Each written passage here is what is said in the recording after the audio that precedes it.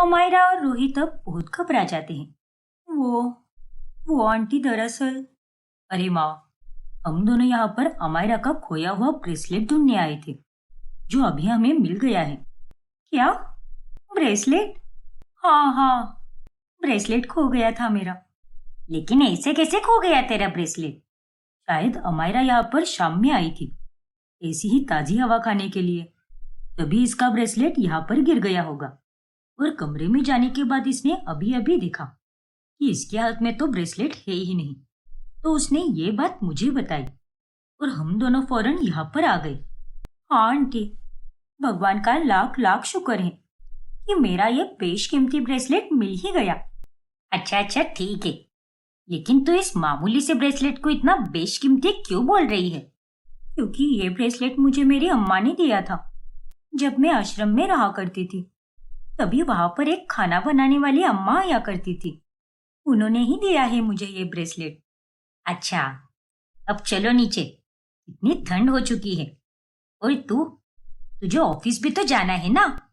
हाँ आंटी, बस अभी निकल ही रही हो। इस तरह अमायरा और रोहित दोनों मामले को संभाल लेते हैं। फिर रविवार के दिन जब रोहित और अमायरा की छुट्टी होती है, तभी वाह जी वाह, रोहित, अमायरा, अरे कहाँ चले तुम दोनों सुबह सुबह?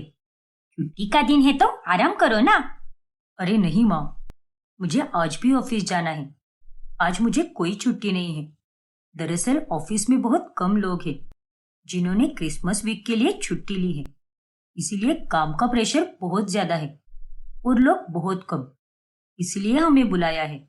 ये तेरे ऑफिस वाले भी ना एक नंबर के नालायक लोग हैं। खैर, तू जा, लेकिन जल्दी आना। और तू महारानी, तू यूं हूर परी बनकर कहाँ पर चली? अरे माँ जी, आप किस तरह से बात कर रही है मेरी सहेली से? ए डोबी, वो अगर तेरी सहेली है तो मेरी किराएदार भी है, और मैं उसे अपनी बेटी के जैसे मानती हूँ, इसीलिए मैं इससे इसी तरह से बात करूंगी। रहने दो ना पलक, मुझे आंटी जी के मुंह से ये सब सुनना अच्छा लगता है। ऐसा लगता है कि मेरी माँ ही मुझे प्यार से डांट फटकार रही है। ठीक है अमायरा, वैसे मैं भी थोड़ा बाहर घूमने जा रही हूँ। हफ्ते भर तो कहीं जाने को भी नहीं मिलता ना, इसीलिए।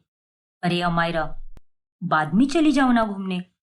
अब अगर इतना जरूरी काम नहीं है तो मेरे साथ क्रिसमस ट्री डेकोरेट करो ना, प्लीज अमायरा।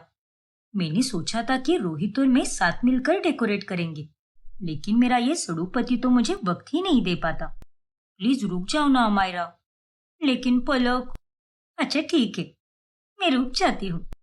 अरे वाह, तो दोनों साथ मिलकर बहुत मजे करेंगे। शुक्रिया मेरी प्यारी सहेली। फिर अमायरा और पलक दोनों मिलकर क्रिसमस ट्री डेकोरेट करते हैं। वही बाहर गया हुआ रोहित अमायरा के आने की राह देखता है, और तभी अमायरा का उसे मैसेज आता है। अरे ये क्या, अमायरा के आने की जगह उसका मैसेज क्यों आ गया? मुझे पलक ने रोक लिया है क्रिसमस ट्री डेकोरेट करने के लिए, इसलिए तुम चले जाओ, मैं बाद में आऊंगी। अरे यार, लग गई वाट पूरे दिन की। ये पलक भी ना अपनी ही सौतन को सहेली बना रही है। कहीं इन दोनों की दोस्ती मेरे लिए किसी दिन भारी ना पड़ जाए। अब रोहित अमायरा का इंतजार ही करता रहता है, लेकिन वो उसे मिलने आती ही नहीं, क्योंकि वो पलक के साथ घर के कामों में पूरी तरह मगन हो जाती है। ये लो अमायरा, हमारे क्रिसमस के कपकेक भी बन गए हैं। अच्छे बने हैं ना? हाँ पलक, बहुत सुंदर बने हैं। तुम्हारी वजह से आज मैं बेकिंग करना भी सीख गई हूँ। वाकई में मानना पड़ेगा तुम्हें, एकदम कमाल की बेकर हो तुम तो। शुक्रिया अमायरा। फिर शाम होने पर जब अमायरा और रोहित चुपके से मिलते हैं, तभी, माफ करना रोहित, तुम्हारी बीवी के साथ में इतनी मगन हो गई थी कि मुझे कुछ और याद ही नहीं रहा। सच में आज मुझे उसके साथ बहुत मजा आया। हमने साथ मिलकर क्रिसमस ट्री डेकोरेट किया, कपकेक भी बनाए, गिफ्ट्स भी पैक किए, और पार्टी की सारी तैयारियां भी कर दी। अच्छा, तो तुम मेरी बीवी के साथ इतना घुल मिल गई थी कि तुम्हें मैं याद ही नहीं रहा। क्या बात है। अरे मेरे नखरे वाले बॉयफ्रेंड, वैसी बात नहीं है ना। बस मैं काम के चक्कर में थोड़ी भूल गई थी तुम्हें, और वक्त भी कितना फटाफट बीतता गया। सॉरी ना बाबू। आज हम नहीं घूम पाए तो क्या हुआ? अगले रविवार को हम जरूर जाएंगे। हाँ हाँ, वो तो देखा जाएगा। लेकिन अब चलो, अब इसी बात पर तुम मुझे एक जादू की झप्पी और प्यारी सी पप्पी दे दो, तभी जाकर मैं मानूंगा। ओफो, क्या तुम भी रोहित। लेकिन अब धीरे धीरे वक्त के साथ जो अमायरा बेमान पलक के साथ वक्त बिताया करती थी, उसे अब पलक के साथ रहना और बातचीत करना बहुत अच्छा लगने लगता है, और उन दोनों में सच्ची गहरी दोस्ती होने लगती है। ऐसे ही एक दिन जब दोपहर के समय अमायरा रोहित से फोन पर बात कर रही होती है, तभी, हाँ बेबी, मैं तो बस तुम्हारे ही कॉल का इंतजार कर रही थी कि कब तुम्हारा लंच ब्रेक होगा और कब तुम मुझे कॉल करोगे। यस बेबी, मैंने खाना खा लिया है, अब तुम भी खा लो। हाँ, लव यू टू बेबी। तभी वहां पर पलक आ जाती है और वो उसकी सारी बातें सुन लेती है। ओ तेरी, लव यू टू बेबी, इसका मतलब तुम्हारा एक बॉयफ्रेंड है। अमायरा, तुम तो एकदम छुपा रुस्तम निकली यार। हाँ पलक, मेरा भी बॉयफ्रेंड है, लेकिन वो इस शहर में नहीं रहता, दिल्ली में रहता है। अरे रे रे रे, ये दूर रहने वाले बॉयफ्रेंड गर्लफ्रेंड को देखकर ना मुझे बहुत बड़ा दुख होता है। लेकिन कैसा है वो? उसकी फोटो शोटो तो दिखाओ ना मुझे। फोटो? हाँ हाँ, फोटो। और क्या ही दिखाओगे तुम मुझे उसका? क्या तुम भी यार। अरे पलक, फोटो में क्या रखा है? कुछ ही दिनों बाद वो मुझसे मिलने आने वाला है, तब उसे तुम सामने से ही देख लेना। अच्छा, फिर तो कोई बात नहीं, मुझे उसके आने का इंतजार रहेगा। लेकिन हाँ, अगर वो तुम्हारे साथ झगड़ा वगड़ा करे ना, तो मुझे बता देना। मैं 1 मिनट में ही उसकी अकल ठिकाने पर लेकर आऊंगी। आखिर मैं तुम्हारी पक्की सहेली जो हूँ। थैंक यू सो मच यार, तुम सच में बहुत अच्छे दिल वाली हो, और तुम्हारी तरह बहुत कम लोग होते हैं। हाँ हाँ, बस अब ज्यादा मक्खन मत लगाओ, वरना मैं यही पिघल जाऊंगी। ऐसे ही एक रात, अरे तू अभी तक ऑफिस नहीं गई? रात के 9:45 बज रहे हैं, और रोज तो तू 8:30 से 9 बजे ही निकल जाती है ऑफिस के लिए। हाँ आंटी, लेकिन आज मेरा ऑफिस टाइमिंग थोड़ा लेट रखा है। 11:30 बजे है मेरा आज ऑफिस, इसीलिए मैं अभी निकल रही हूँ। क्या? रात के 11 बजे तो कैसे जाएगी? ना बाबा ना, तू अकेली बिल्कुल नहीं जाएगी। हाँ मायरा, माँ जी बिल्कुल सही कह रही है। चलो, मैं तुम्हें छोड़ देती हूँ, किसी के बम में उतना दम नहीं है मुझे कुछ करने का। चलो। अरे 1 मिनट जरा रुक जाओ। और मोहतरमा, मैं जानता हूँ कि तुम बहुत साहसी हो, लेकिन ये साहस दिखाने का वक्त नहीं है। और माँ, अगर आपकी इजाजत हो तो क्या मैं अमायरा को छोड़ सकता हूँ क्या? क्योंकि इस समय में मुझे इसे अकेला छोड़ना सुरक्षित नहीं लग रहा। ओफो रोहित, तुम भी ना। मैं चली जाऊंगी अकेले। नहीं अमायरा, रोहित छोड़ देगा तुझे ऑफिस। अरे लेकिन मैं छोड़ देती हूँ ना इसे, कोई मेरा क्या ही बिगाड़ेगा। अरे ओ दबंग बहू, तू जरा शांति रख। फिर रोहित अमायरा को छोड़ने ऑफिस चला जाता है, और उसी बीच वो दोनों साथ में वक्त गुजारते हैं। रोहित बेबी, 11:30 बजने को अभी 10 मिनट बाकी है, चलो ना, चलकर चाय पीते हैं। ठंड में इसे पीने का मजा ही कुछ और है। ठीक है अमायरा, चलो चलते हैं। फिर रात में सोते समय रोहित, सच बताओ तो अमायरा के आने के बाद इस घर में अलग ही रौनक छा गई है। वरना पहले तो दिन भर सिर्फ माँ जी और मैं ही रहते थे, और मुझे बड़ा बोर होता था।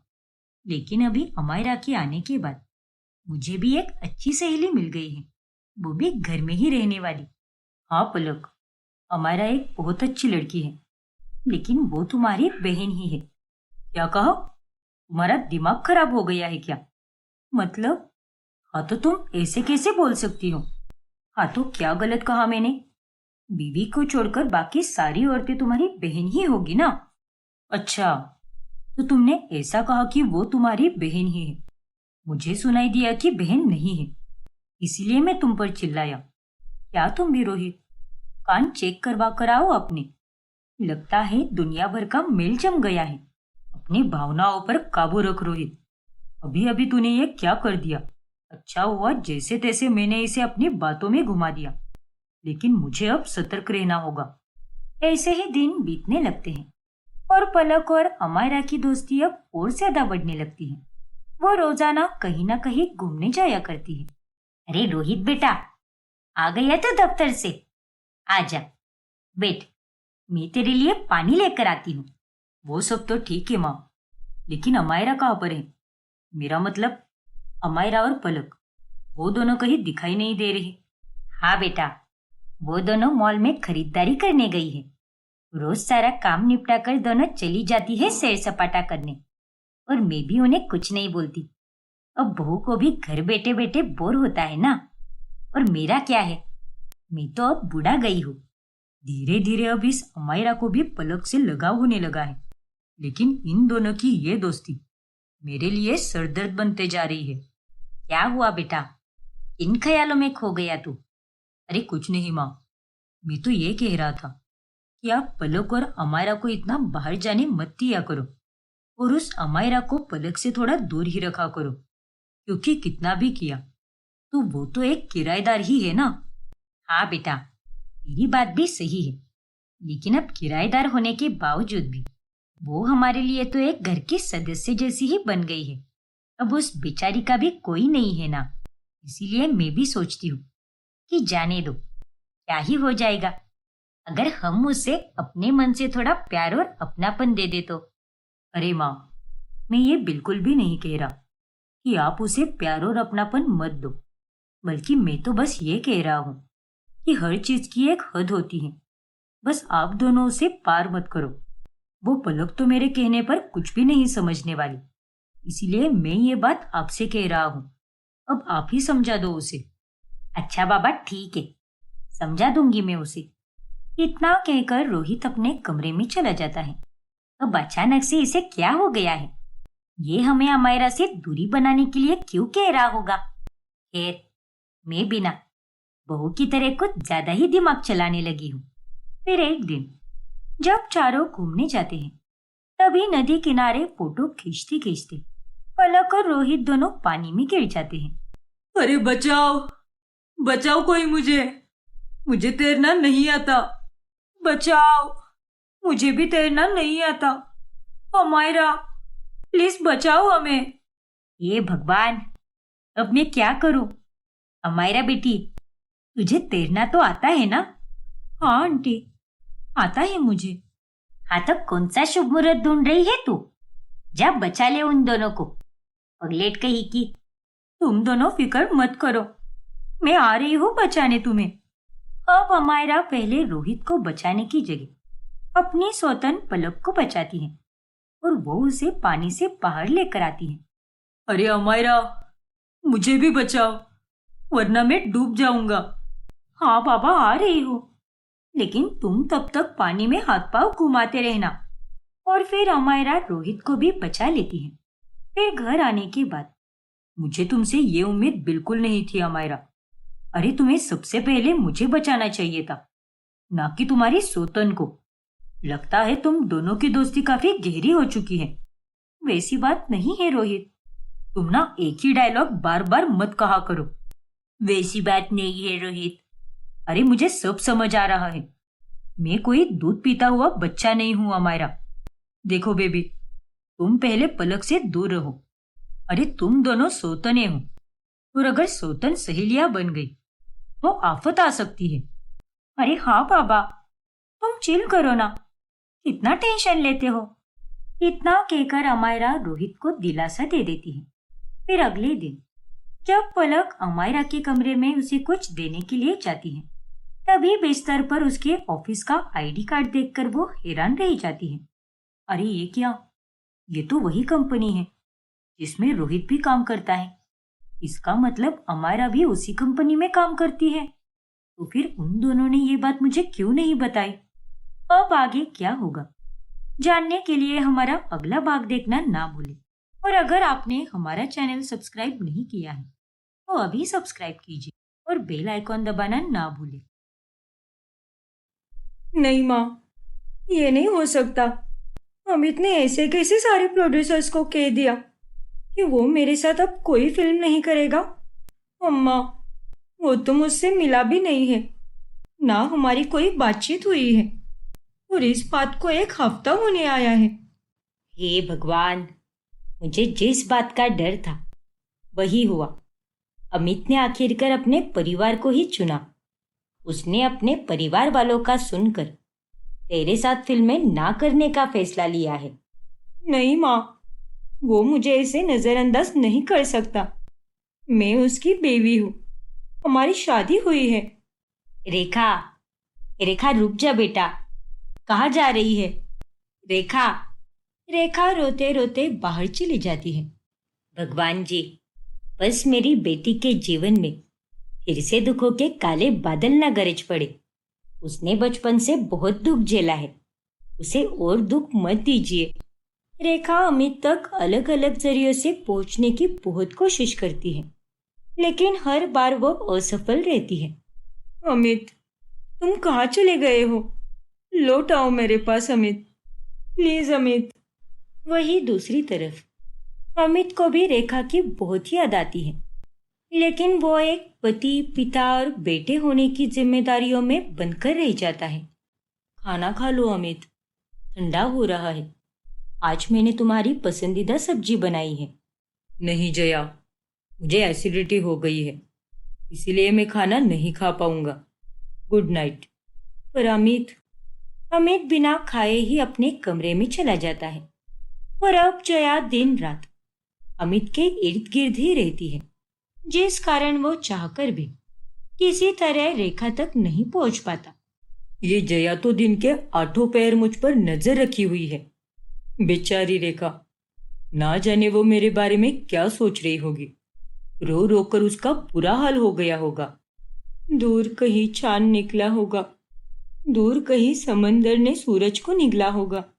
रोज इस मौत का नजारा देखती हूँ मैं, रोज हजारों मौत फिर जीती हूँ मैं। ऐसे ही 1 महीने तक चलता है, और फिर जया की तबीयत खराब होने के कारण वो घर पर आराम करने लगती है, जिसके बाद अमित अब बाहर बिना चिंता के जाने लगता है। अब ना तो जया किसी को मेरे साथ भेजेगी और ना ही कॉल करके मुझे परेशान करेगी, और अब जाकर मैं रेखा से मिल पाऊंगा। फौरन अमित रेखा के घर पहुंचता है, और उसे अपने घर आए हुए देखकर रेखा तुरंत उसके गले पड़कर रोने लगती है। तुम आ गए अमित, मुझे पूरा विश्वास था कि तुम जरूर आओगे, क्योंकि हमारा प्यार सच्चा है। हाँ रेखा, रो मत और बस करो। ये लो, ये पानी पियो। फिर अमित रेखा को सारी बातें बताता है कि आखिर वो उससे दूर क्यों रहा। मुझे माफ कर दो रेखा, मैं तुमसे दूर रहा। तुम्हें लगा होगा कि मैं कितना बुरा आदमी हूं, लेकिन ऐसा बिल्कुल नहीं है रेखा। रहने दो अमित, कोई बात नहीं, और प्लीज तुम माफी मत मांगो। मैं समझ सकती हूँ कि तुम्हारी इन सब में कोई गलती नहीं है, लेकिन अब जब तुम मेरे पास वापस आ गए हो तो इससे बढ़कर मेरे लिए और क्या हो सकता है। पिछले 1 महीने में हर दिन मौत के समान था मेरे लिए, लेकिन अब तुम्हारे आने से वो सारा दर्द एक पल में ही गायब हो चुका है। देखो रेखा, मैं तुम्हें यहाँ पर एक जरूरी बात बताने आया हूँ। जरूरी बात? कहो ना अमित। अब से मैं तुमसे ज्यादातर दूर ही रहूंगा, क्योंकि काम, बच्चे और परिवार, इन सबको संभालते संभालते मैं तुम्हें ठीक से वक्त नहीं दे पाऊंगा, और उससे तुम्हें बहुत दुख होगा। इसीलिए मैं तुम्हें पहले ही बता दे रहा हूँ। दूर रहोगे का क्या मतलब है? हम कोई दोस्त नहीं है अमित, मियाँ बीवी है, तो तुम ऐसे कैसे कह सकते हो? देखो रेखा, मैं तुमसे ये नहीं कह रहा कि मैं तुम्हें छोड़कर जा रहा हूँ। हम तो बस कम मिला करेंगे और कुछ नहीं। पर अमित, अब मुझे निकलना होगा रेखा। स्टूडियो में मीटिंग के बाद घर पर जल्दी पहुंचना है। तुम अपना ख्याल रखना, और कुछ भी लगे तो मेरे दोस्त को या ड्राइवर को बोल देना, लेकिन उनके अलावा किसी तक पहुंचने की कोई कोशिश मत करना, वरना बहुत मुसीबत हो जाएगी।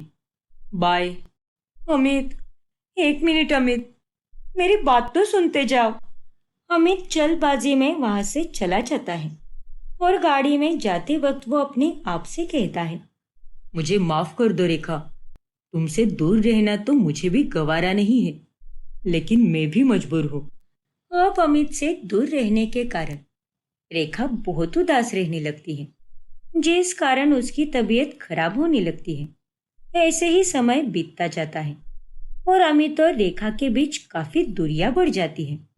फिर जनवरी 1980 में जब रेखा ऋषि कपूर और नीतू सिंह की शादी में गई होती है, तभी उसकी मांग में सिंदूर देखकर सभी लोग हैरान रह जाते हैं। अरे वो देखो, रेखा की मांग में सिंदूर, कहीं इसने शादी तो नहीं कर ली? अरे मुझे तो ये लगता है कि इसने अमिताभ बच्चन के साथ चुपके से शादी कर ली है। आखिर इन दोनों का प्यार किसी से छुपा है क्या? अमित के परिवार वाले भी रेखा को वहां पर देखकर बहुत ज्यादा चौंक जाते हैं।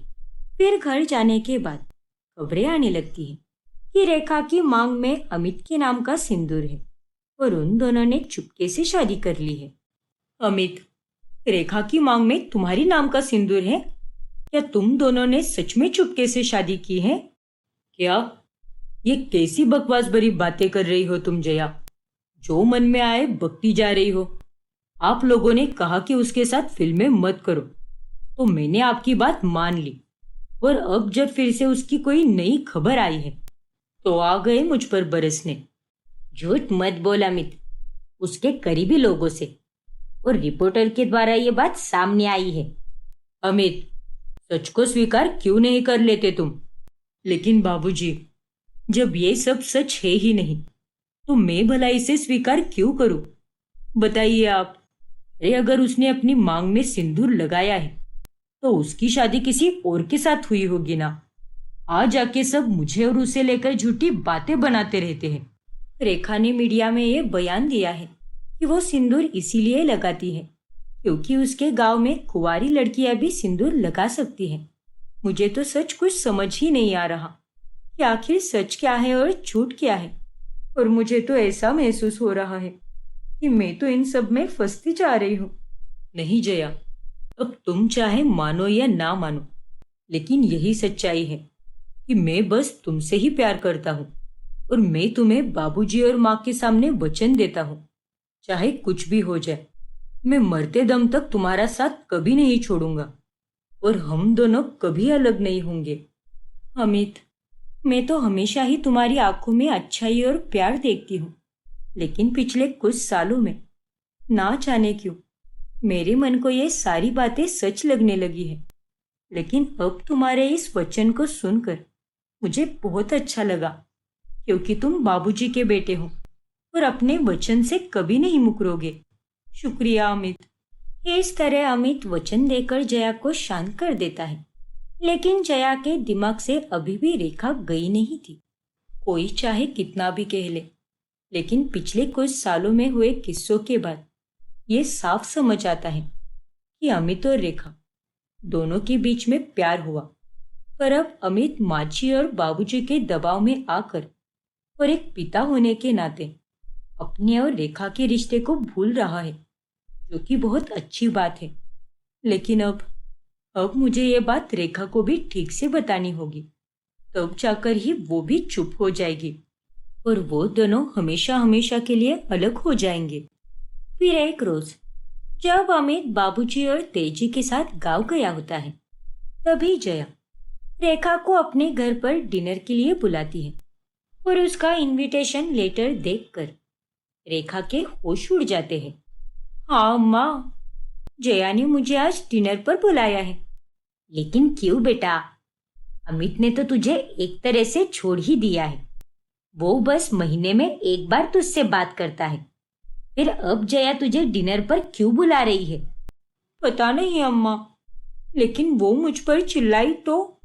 अम्मा, मुझे बहुत डर लग रहा है, क्या करूं मैं? देख बेटा, तूने प्यार किया है तो डर क्यों रही है? तू अपनी तरफ से कभी गलत नहीं थी। तूने अमित के साथ रिश्ता बनाया है, लेकिन इस रिश्ते से तूने जानबूझकर कभी किसी को तकलीफ नहीं दी है। तो घबरा क्यों रही है? जा बेटा, मिल ले जया से। पर अम्मा। देख बेटा, तू बुरा क्यों सोच रही है? अरे ऐसा भी तो हो सकता है ना कि वो तुझसे प्यार से बात करे। आखिरकार तुम दोनों एक समय पर अच्छी सहेलियां थी। बहुत हिम्मत जुटाकर रेखा उस रात जया के पास जाती है। जया भी रेखा के साथ डिनर करती है और बहुत अच्छे से बात करती है। तुम्हारा घर तो बहुत ही सुंदर है जया। ये कलर भी कितने सुंदर लग रहे हैं। शुक्रिया रेखा। वैसे खाना अच्छा तो बना है ना? क्योंकि आज का खाना मैंने बनाया है। क्या बात है जया, सच में खाना बहुत ही अच्छा बना है। लेकिन घर में इतने नौकर चाकर होने के बाद भी तुमने इतनी मेहनत क्यों ली? अब खास लोगों के लिए इतना तो कर ही सकते हैं ना। और वैसे भी सभी गांव गए हैं तो इसीलिए मैं अकेली ही हूँ। फिर सोचा कि चलो रेखा और मेरे लिए कुछ खास बनाती हूँ। That's so sweet of you Jaya. Thank you so much. सभी गांव गए हैं, इसका मतलब अमित भी गांव गया होगा। जया और रेखा के बीच ढेरों विषयों पर बातचीत होती है, सिवाय अमित के।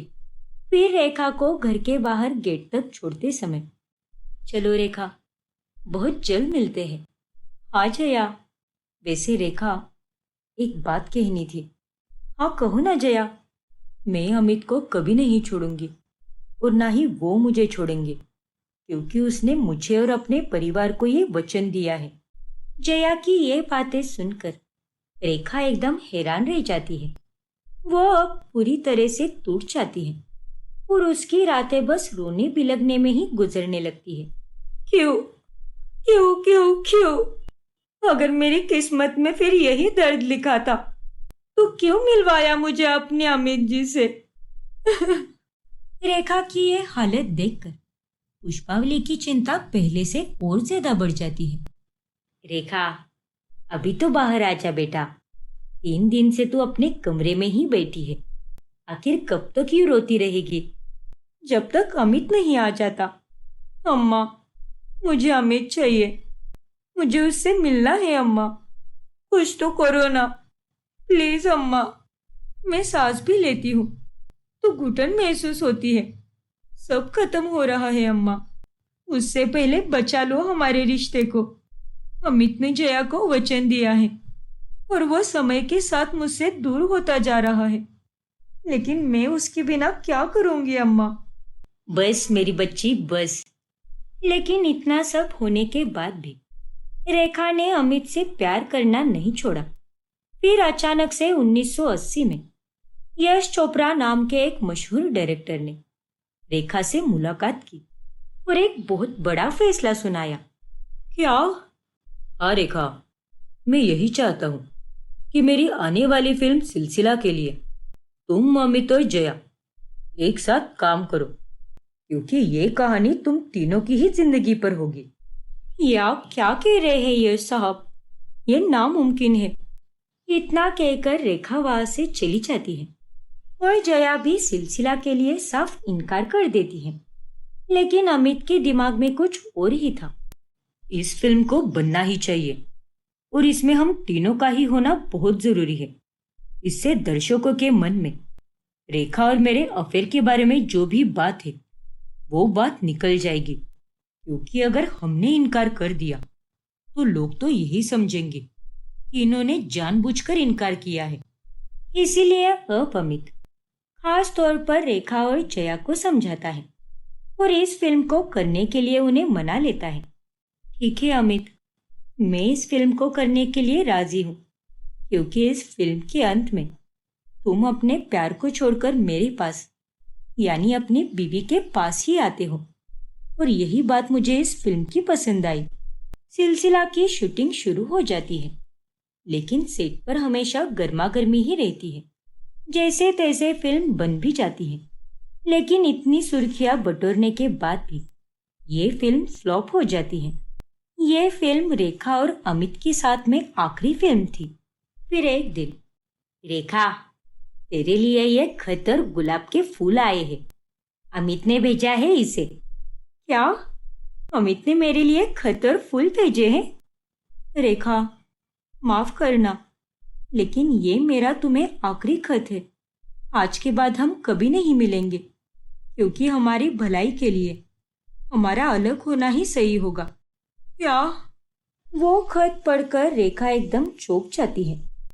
अब आगे क्या होगा जानने के लिए हमारा अगला भाग देखना ना भूलें।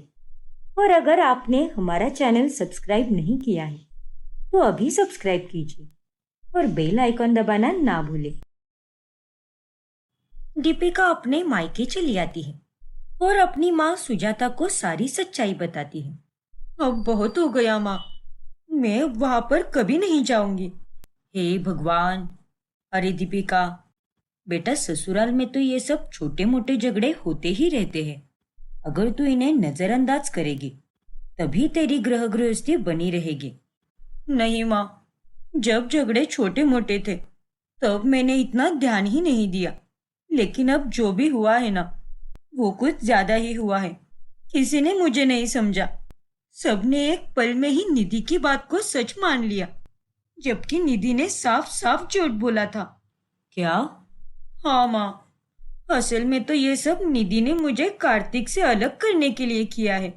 बाप रे, मुझे निधि से ये उम्मीद बिल्कुल नहीं थी। मुझे भी माँ। अरे मुझे तो ये लगा था कि वो एक कॉलेज जाने वाली नादान लड़की है। आखिर किसे पता था कि वो इतनी बड़ी चाल चलेगी। मैंने हमेशा सबके लिए अच्छा ही किया है, लेकिन किसी ने मेरे अच्छेपन को नहीं देखा, बस कमियां ही देखी। सुजाता अब दीपिका का काफी ख्याल रखने लगती है। ऐसे ही 4 से 5 दिन बीतते हैं।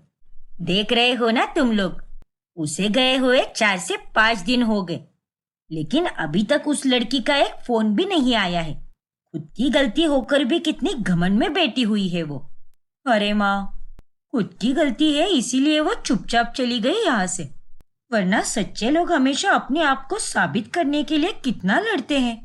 मैं तो उसे कभी माफ नहीं करूंगी। उसने जो भी किया है वो सब मेरे दिलो दिमाग से कभी नहीं जाएगा। फिर कार्तिक जब ऑफिस से घर लौटता है तभी, अरे दीपिका, कहाँ रह गई तुम? मेरी कॉफी लाओ ना। अरे दीपिका तो यहाँ पर है ही नहीं, फिर भी उसका मैं नाम पुकार रहा हूँ। लेकिन उसने जो भी किया है बहुत गलत किया है। मेरी माँ से मुझे अलग करने वाली लड़की के साथ मैं कभी नहीं रहूंगा। ऐसे ही दिन बीतते हैं, लेकिन कार्तिक और दीपिका की कोई बात नहीं होती। अरे क्या कहा तूने? ना ही उन्होंने कोई मैसेज किया है, ना ही कोई कॉल। ये जमाई सा सही नहीं कर रहे हैं। कम से कम उन्हें तुमसे बात तो कर लेनी चाहिए थी, क्योंकि उसी से सब ठीक हो जाएगा। जाने दो ना माँ, एक कार्तिक ही था उस घर में जो मुझे अच्छे से जानता था, लेकिन उसने भी उस दिन मुझे गलत समझा। उससे और मैं क्या ही उम्मीद रखूं? मैं भी उसे कोई फोन या मैसेज नहीं करने वाली। जाने दो। तूने सही कहा दीपिका, करना भी मत बात तू। अरे उन्हें अगर तेरी जरा भी कदर होगी ना तो वो तुझसे बात करने जरूर आएंगे। हाँ माँ, मैं 1 महीने तक इंतजार करूंगी, और अगर तब तक वो मेरे पास नहीं आया तो मैं उसे तलाक दे दूंगी, क्योंकि मैं किसी के लिए अपनी जिंदगी नहीं रोकने वाली। लेकिन बेटा, इतनी जल्दी इतना बड़ा फैसला? जल्दी नहीं माँ, मैंने बहुत सोच समझ कर यह फैसला लिया है। अब हमारा रिश्ता टूट चुका है और मैं बाकी लड़कियों की तरह रोती नहीं बैठूंगी। मुझे आगे बढ़ना है माँ, इसीलिए मैं 1 महीने तक ही रुकूंगी। और अगर किस्मत में मेरा और उसका वापस मिलना लिखा होगा तो हम दोनों जरूर मिलेंगे, वरना मुझे इस रिश्ते को खत्म करना ही होगा। फिर एक दिन जब दीपिका और सुजाता दोनों एक मंदिर में जाते हैं, तभी वहां पर कांता भी होती है। अरे मैंने कहा धक्का मारा तुम्हें? तुम ही मेरे रास्ते के बीच आई हो। पहले खुद का वजन कम करो और फिर मंदिर में आओ। मोटी कही की। क्या कहा? अपनी हैसियत में रहकर बात कर मुझसे। देखिए काकी, आप मेरी सास से इस तरह बात नहीं कर सकती, और मंदिर जैसी पवित्र जगह पर आप किसी के बारे में ऐसा कैसा बोल सकती हो? आपको शर्म नहीं आती क्या? अरे काय की सास रे, माँ बेटों में दरार डालने वाली थी तू, और अब यहाँ आकर मुझे ज्ञान के मोती बटोर रही है। चल दफा हो जाए यहाँ से। इतना बोलकर वो औरत वहां से चली जाती है। क्यों रे दीपिका, तुझे बीच में बोलने की क्या जरूरत थी?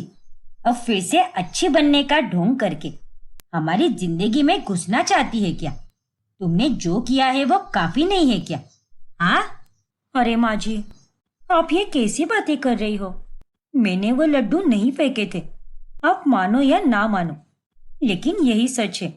अरे कम से कम यहाँ पे तो झूठ मत बोल। भगवान से तो डर, नालायक कहीं की। देखिए समदन जी, आप ये भूल रही है कि यहाँ पर मैं भी खड़ी हूँ और आप मेरे ही सामने मेरी बेटी के बारे में ये सब नहीं बोल सकती। इसीलिए चुप रहिए, वरना मैं भूल जाऊंगी कि आप मेरी समदन हो। तुम लोगों के तो मुंह लगना ही बेकार है। जैसी माँ वैसी बेटी। इतना कहकर कांता वहां से चली जाती है। दीपिका बेटा, तू अपनी सास की बातों पर ध्यान दे ही मत। चल, हम भगवान जी के दर्शन कर लेते हैं। हाँ माँ, चलो।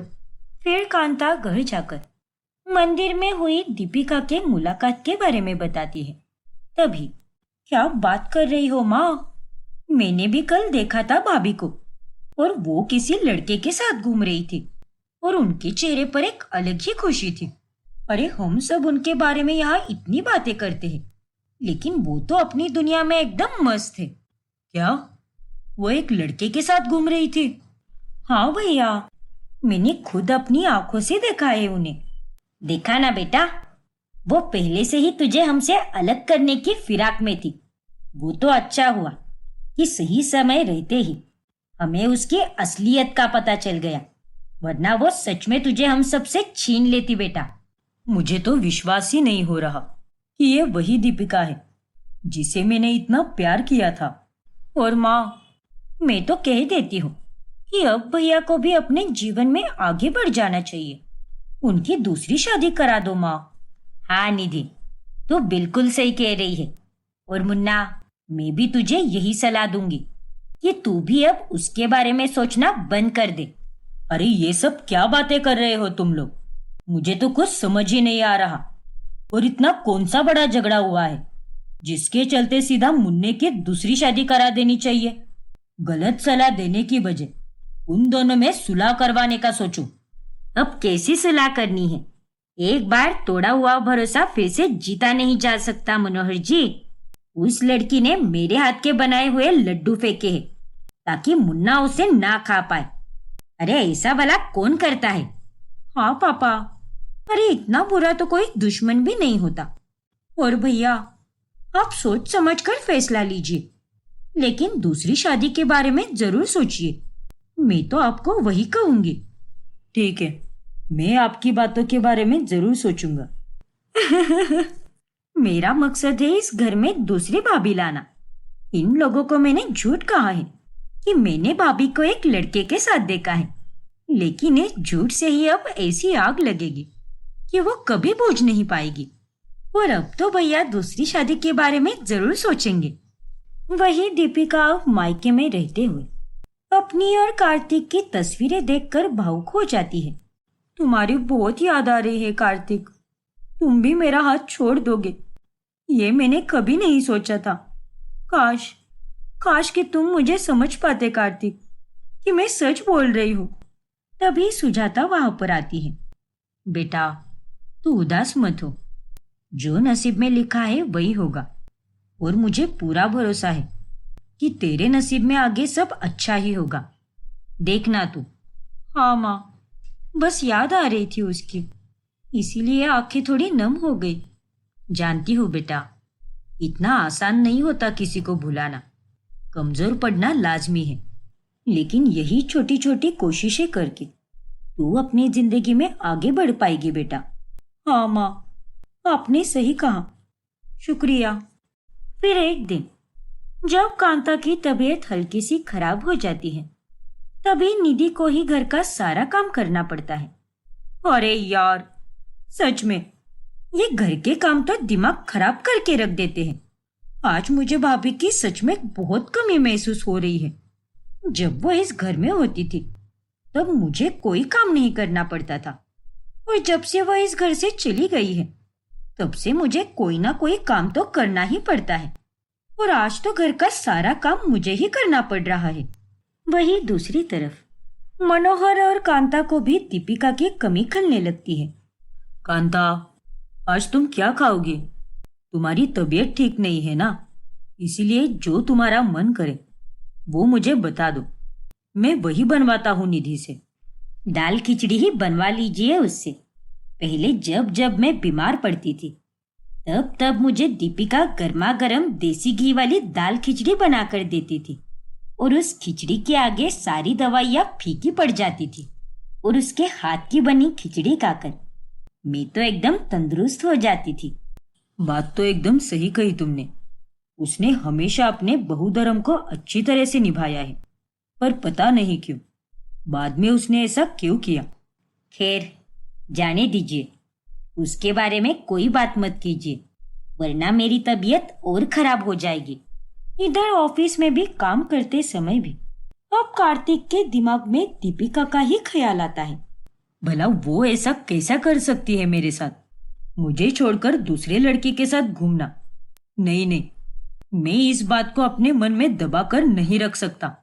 मैं दीपिका से मिलके इस बारे में जरूर बात करूंगा। फिर कार्तिक दीपिका को कॉल करके मिलने बुलाता है। तभी, कहो कार्तिक, तुमने मुझे यहाँ पर क्यों बुलाया है? मैंने कभी नहीं सोचा था दीपिका कि तुम इतने बेवफा निकलोगी। अरे मायके क्या चली गई, तुम तो सब कुछ भूल ही गई कि तुम्हारा एक पति भी है। ये तुम क्या बोल रहे हो कार्तिक? अब ज्यादा भोली मत बनो। मुझे निधि ने बताया है कि तुम किसी गैर मर्द के साथ खुशी से घूम फिर रही थी। अरे शादीशुदा होने के बाद भी तुम्हें ये सब शोभा देता है क्या? हाँ? क्या? अरे तुम क्या पागल वागल हो गए हो क्या? और ये निधि भी पागल हो गई है सच में। और कितना गिरेगी ये लड़की? देखो कार्तिक, मैं पिछले एक हफ्ते से कहीं बाहर गई भी नहीं हूँ, तो फिर मैं भला किसी लड़के के साथ कैसे घूमूंगी? निधि ने तुम्हें फिर से झूठ बोला है। अरे फिर वही बात, कुछ तो नया बोलो ना। घर छोड़ने से पहले भी तुमने मेरी बहन को ही गलत ठहराया था और अब भी तुम उसी को झूठी बोल रही हो। वाह! हाँ, क्योंकि वो गलत है कार्तिक, और मैं सच बोल रही हूँ कि मैं किसी लड़के के साथ कहीं घूमने नहीं गई थी। और तुम होते कौन हो जो मेरे चरित्र पर सवाल उठा रहे हो? मैं तुम्हारा पति हूँ दीपिका, इसीलिए ये हक है मेरा। तुम मुझे छोड़कर दूसरे आदमी के साथ घूमोगी और मैं चुपचाप बर्दाश्त करता रहूंगा? बस कार्तिक, बंद करो अपनी ये घटिया बातें। अरे मुझे तो ये लगा था कि तुमने मुझे यहाँ पर हम दोनों के बीच में सब कुछ ठीक करने के लिए बुलाया है, लेकिन मैं नहीं जानती थी कि तुम्हारे दिमाग में इतना सारा गन भरा पड़ा है। देखो दीपिका, मेरी बहन ने ना तो तब झूठ बोला था और ना ही वो अब झूठ बोल रही है। चुप रहो कार्तिक और अपनी बहन की तरफदारी मत करो। पहली बार भी तुम उसी की बातों में आ गए थे और आज तुम फिर वही गलती करने जा रहे हो। अरे तुम समझ क्यों नहीं रहे कि वो हम दोनों को अलग करने के लिए ये सब कर रही है? और मुझे तो अब पूरा विश्वास भी हो गया है कि वो लड्डू भी उसी ने फेंके होंगे। बस करो दीपिका, मैं अपनी बहन के खिलाफ ये सब नहीं सुनने वाला, समझ गई ना? हाँ तो तुम भी बस करो कार्तिक, मैं भी अपने खिलाफ कुछ नहीं सुनने वाली। अरे मुझे क्या तुमने बेवकूफ समझ के रखा है क्या? जो कोई आएगा मुझ पर झूठा इल्जाम लगाएगा और मैं भी पागल की तरह उसे सुनती जाऊंगी। अब और नहीं कार्तिक, अब मुझे इस रिश्ते से आजाद होना है। मुझे तुमसे तलाक चाहिए कार्तिक। क्या? क्या कहा तुमने? तलाक? हाँ कार्तिक, सही सुना तुमने। मुझे ऐसे लड़के के साथ बिल्कुल भी नहीं रहना है जो अपनी बीवी को समझने के बजाय अंधों की तरह अपने परिवार वालों पर विश्वास करता है। इसीलिए मुझे तलाक चाहिए। ठीक है दीपिका, अगर तुम यही चाहती हो तो मुझे भी कोई शौक नहीं है तुम्हारे साथ रहने का। मैं तुम्हें तलाक देने के लिए तैयार हूँ। फिर दोनों भी गुस्सा होकर अपने अपने रास्ते चले जाते हैं। अब कहानी में आगे क्या होगा जानने के लिए हमारा अगला भाग देखना ना भूलें। और अगर आपने हमारा चैनल सब्सक्राइब नहीं किया है तो अभी सब्सक्राइब कीजिए और बेल आइकॉन दबाना ना भूलें।